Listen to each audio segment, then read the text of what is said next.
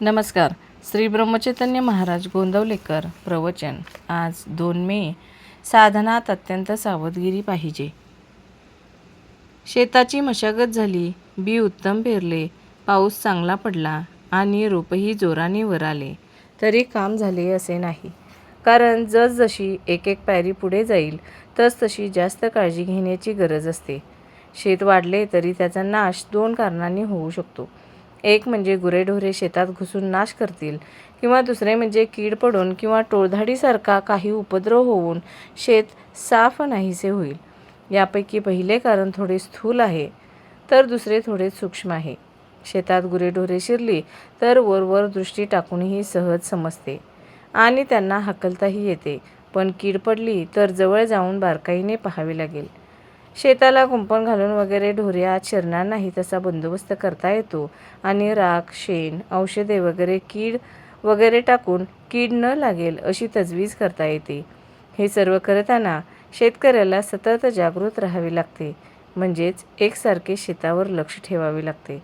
हाच नियम परमार्थातही लागू पडतो. साधकाने अत्यंत काळजीने वागणे जरूर आहे.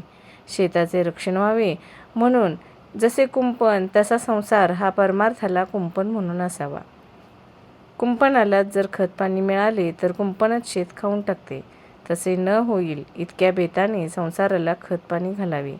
शेताला कीड लागली की काय हे जसे बारकाईने पाहावे लागते, त्याप्रमाणे आपली वृत्ती कुठे गुंतते की काय याकडे बारकाईने लक्ष असावे. अशा सावधगिरीने वागले तर पीक हातात येईपर्यंतचे काम झाले. पण पीक हातात आले, आता काय काळजीचे कारण असे म्हणून भागणार नाही. पीक हातात आले तरी त्याची झोडणी झाली पाहिजे.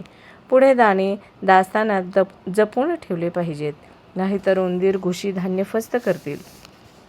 नंतर पुढे जरूर लागेल तेव्हा ते कांडले पाहिजे. कांडताना सुद्धा दाणा फुटणार नाही अशा बेताने ते कांडले पाहिजे. अशा तऱ्हेने आरंभापासून शेवटपर्यंत अगदी जागरूकतेने वागले पाहिजे, तरच साधकाची शेवटपर्यंत तग लागेल. नाहीतर मध्येच निष्काळजीपणामुळे आणि सर्व काही हाती आले अशा भ्रमाने वागले तर प्रगती थांबेल. अशी उदाहरणे फार आढळतात. म्हणून अतिशय सावधगिरीने वागावे. जो साधक प्रपंचामध्ये असेल त्याला प्रपंची लोकांच्या संगतीत राहावे लागणार, पण त्याने फार सांभाळून राहायला पाहिजे. आपली वृत्ती केव्हा बदलेल याचा नेम नसतो. खरोखर परमार्थ ही कठीण शिकारच आहे. शिकार अशी मारली पाहिजे की आपल्या मीपणाला मारून आपण जिवंत राहिले पाहिजे आणि आपल्याला नको तेवढेच गळून पडले पाहिजे. सावधानता ठेवून नाम घ्यावे. नामाची सतत धार धरावी, म्हणजे ते वृत्तीपर्यंत पोहोचते. धन्यवाद.